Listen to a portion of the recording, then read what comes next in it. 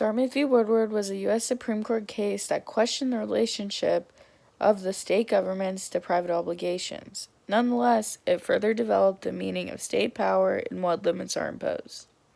Before the American Revolution in 1769, King George III established the Charters to Dartmouth, a type of contract that defined the rights and responsibilities of an organization or constitution. Specifically, it outlined the institution's structure and purpose, granted land, and established it to be a private college of higher education. After the end of the American Revolution, the newly created American nation was still developing its system of government and had trouble deciding which powers belonged to the state and which ones belonged to the federal government.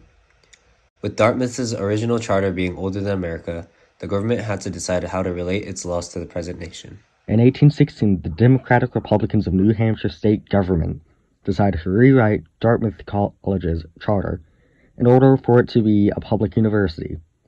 As a result, the power was placed in the hands of the state government, which created a new trustee selection process, therefore appointing new members to the trust board.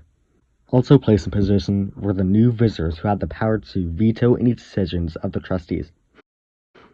This greatly angered Dartmouth's original board of mostly Federalists, claiming that the state's legislators' actions of removing their records and other property was unconstitutional. In response, Dartmouth's original trustees filed a lawsuit against William Woodward, the state-appointed Secretary-Treasurer of Dartmouth. Woodward was an advocate for Dartmouth to be a public corporation and therefore had taken the college's property. The college selected Daniel Webster to represent them in court, a well-known lawyer who greatly argued in favor of the Constitution and therefore was hired to denounce the state's actions. The trial took place before the U.S. Supreme Court with John Marshall as Chief Justice or Judge. He recognized that the investigation was specifically over whether a state government had the power to alter a private contract, or in other words, it was a problem over power, once again between the Democratic Republicans and the Federalists. In court, the college's representative, Daniel Webster, argued that the state legislature was violating the contract clause of the U.S. Constitution, Article 1, Section 10. No state shall pass any law impairing the obligation of contracts. He also stated that it was a violation in the Constitution to take one's property and grant it to someone else, and that it should be regulated by the judiciary instead of the legislature. With this, it also had to be taken into account that the founder of the college intended for the king to give land and money, so the responsibility of the charter is solely between the private parties of the king and school, and taking it away meant a removal of liberty. With Parliament not even having the power to nullify the charter, it deemed wrong for the state to change it. Ultimately, in 1819, the U.S. Supreme Court declared it was unconstitutional for the state government to amend the contract. The state's decision was reversed by a 5-1 ruling in the court in favor of the college. The reasoning for this ruling was mostly outlined by Chief Justice John Marshall.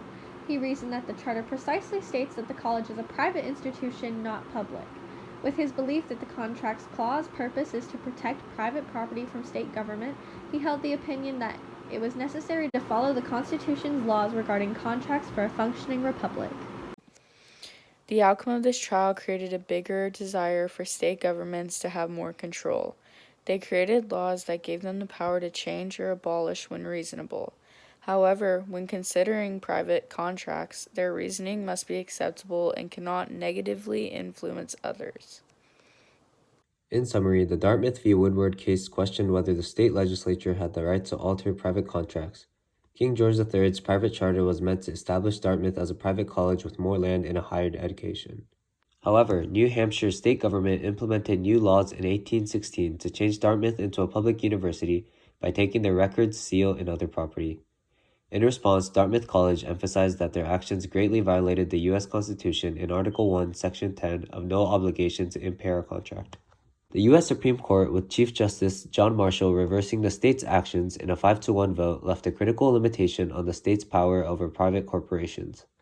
Reasons of it being unconstitutional towards private property therefore increased the purpose of the contract clause. Thus, the limited power of the state legislatures over private contracts provided more opportunities for commercial businesses to be formed and resulted in encouraging America's economy to flourish.